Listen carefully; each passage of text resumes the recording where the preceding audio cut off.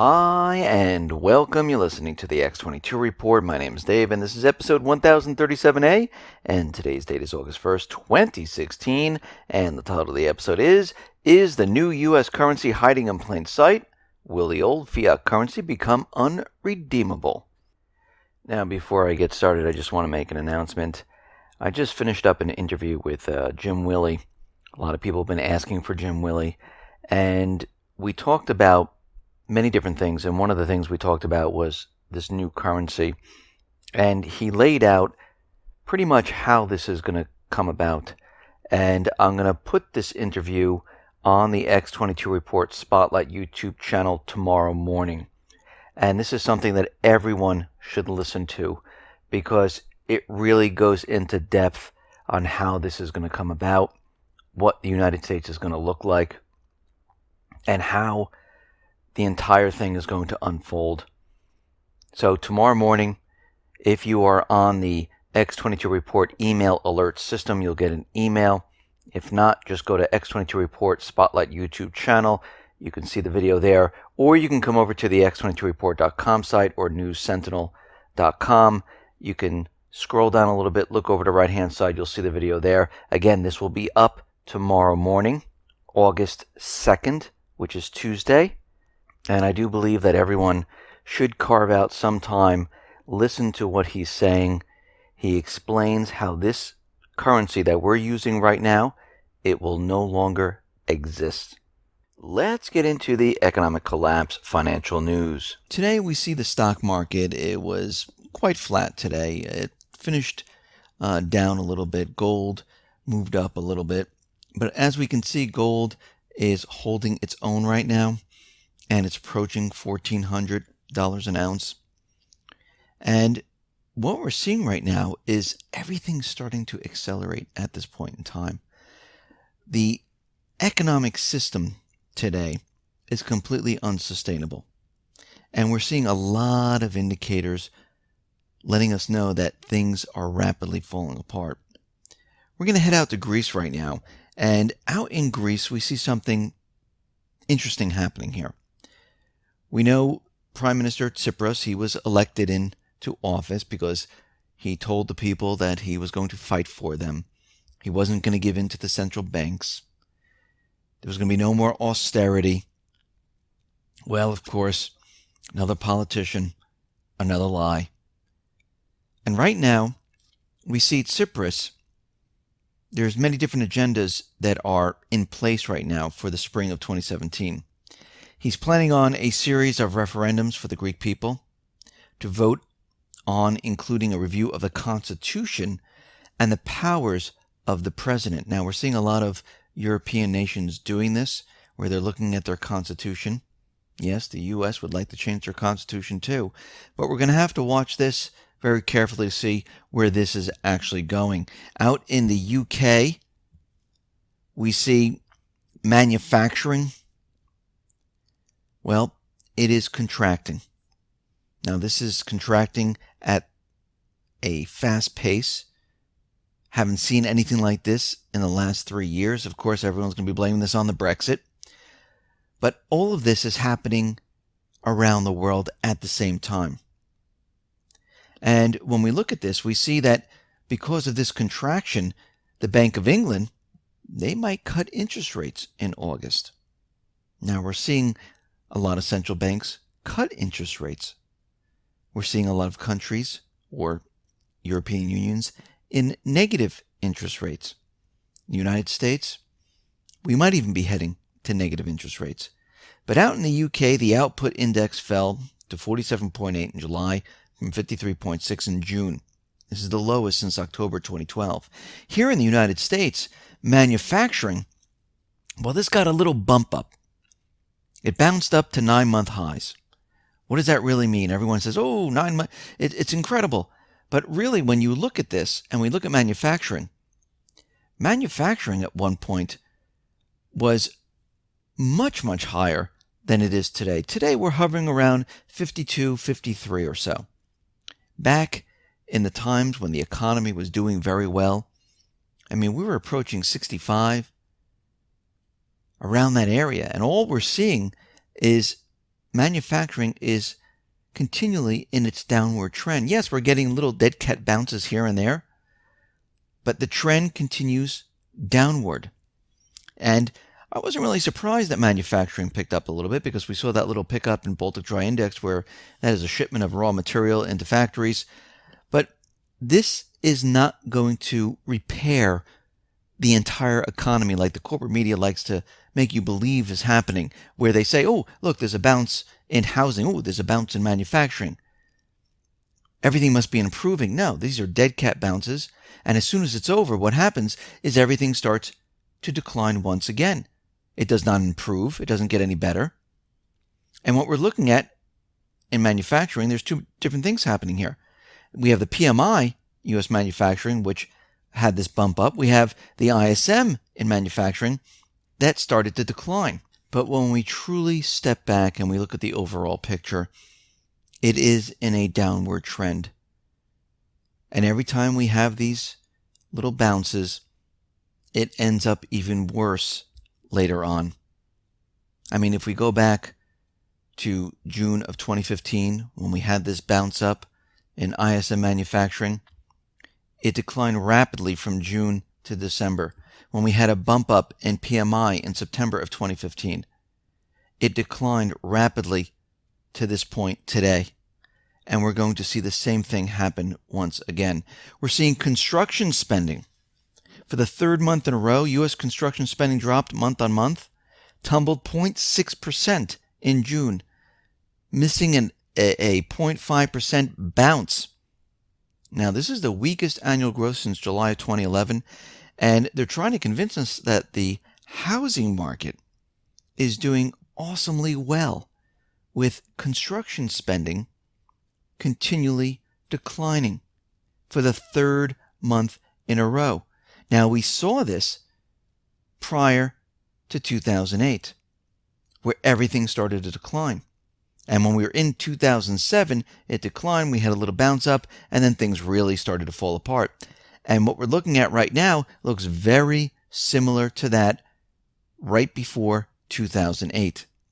So when we look at this, we see U.S. June private construction spending falls by 0.6%. U.S. private non-residential construction falls most since December. April construction outlays fell 2.9%. U.S. state local government construction outlays lowest since November. But again, everything is awesome, right? No, it isn't. Things are getting worse as we move forward into this year. Now, something very interesting. The sixth biggest economy on earth is right here in the United States. It is U.S. government entitlements. Now, the nation's entitlements, they have exploded. We have about 110 million citizens now receiving some form of means of benefits. When you add Social Security into this, it's 160 million citizens getting checks from Washington. The total cost now is $3 trillion per year, and it's continually rising. And what's very interesting about this, it is the sixth biggest economy in the world. So we have a society that is rapidly aging to the tune of 10,000 baby boom retirees per day. This 50% dependency ratio is not even remotely sustainable. There are currently 126 million prime working age persons in the United States between 25 and 54. That's up from 121 million at the beginning of 2000.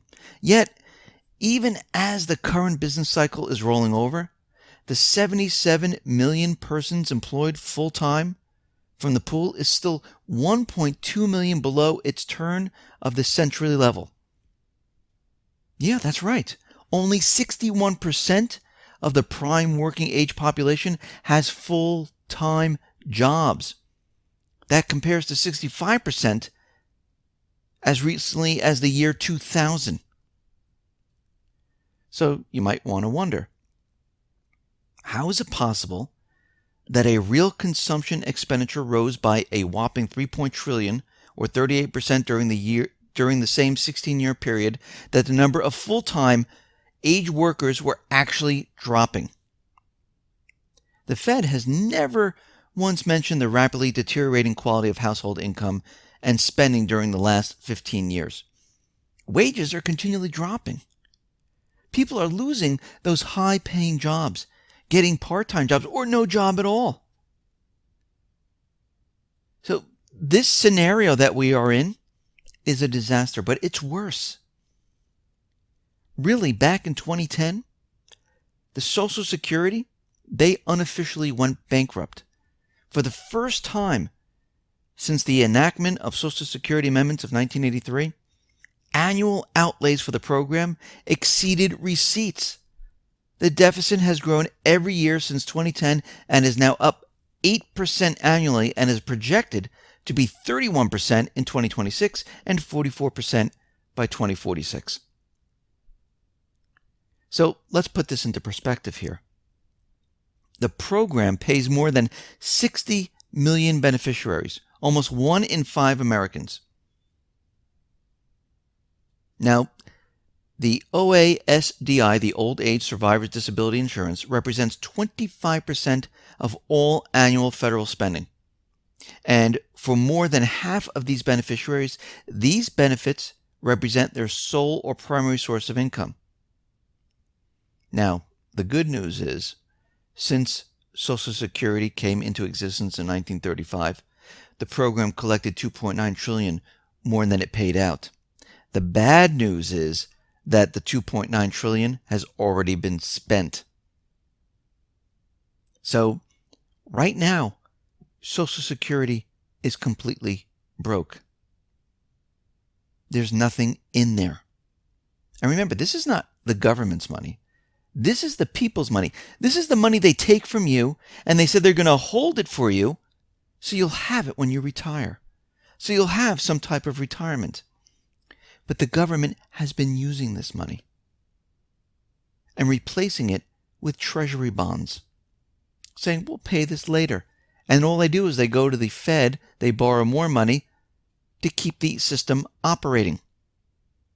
And people say, well, why can't they just do this forever? Because when you continually do this, the countries around the world, they scratch their heads and say, okay, the dollar is devaluing. There's more currency being printed. There's more debt. How can this possibly be? We're losing faith in this dollar.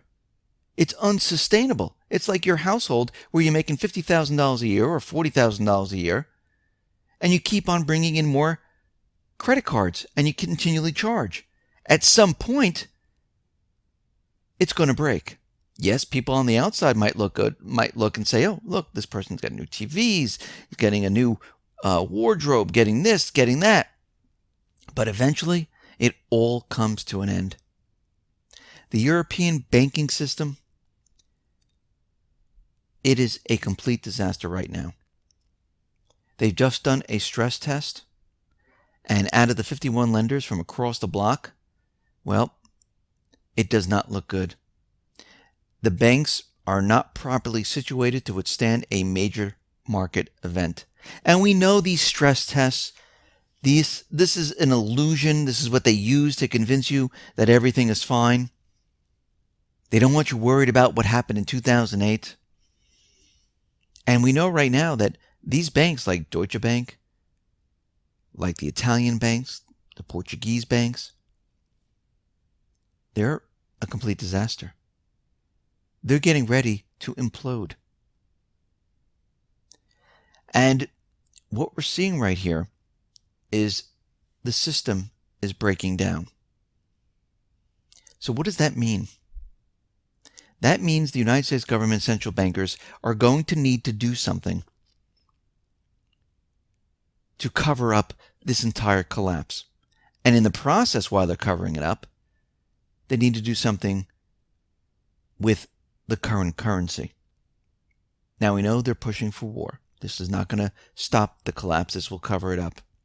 We know they want to reset the system. And something very interesting, and this came out of the State of the Nation 2012, where they looked at the new $100 bill. And when you look at the old $100 bill, there's something on the $100 bill which says the following. This note is legal tender for all debt, public and private. And since the creation of the private Western Central Bank back in 1913 moving forward, it took some time, but eventually what happened, especially in 1971, that little statement was under the Federal Reserve logo on the bill. And when you look on the $100 bill or any of the other bills, you can see this statement. But the new $100 bill, this is very interesting. And many people talk about a gold standard. Many people talk about why is this all painted in gold? The 100 is gold. The ink well is in gold. The quill is in gold.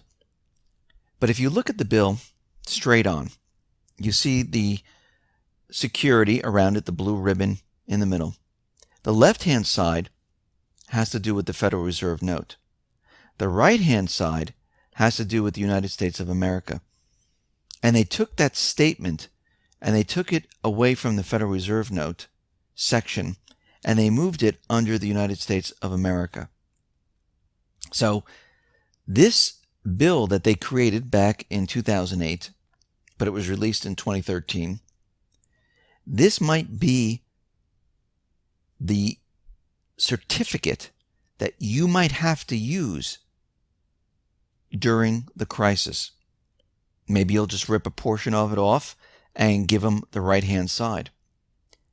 Then the question is, what happens to all the older bills, all the Federal Reserve notes across the world? Maybe at that point in time, you will not be able to redeem them. They'll say, hey, we don't accept those anymore. So when we look at this, we might want to exchange our old currency for this new currency. Just hold some of these just in case. And it's very interesting when you look at this, that this is how they created it. Now, is this going to be the currency going forward? No, I think this is an intermediate when things are falling apart. When you go into a bank or you go anywhere, you'll need to show this to say, this is the new one, you have the old one, we don't accept the old one. And this is going to make it very difficult for many, many people. Listen, everyone, thanks a lot for listening. Be well, be safe, and especially be prepared. Thanks a lot.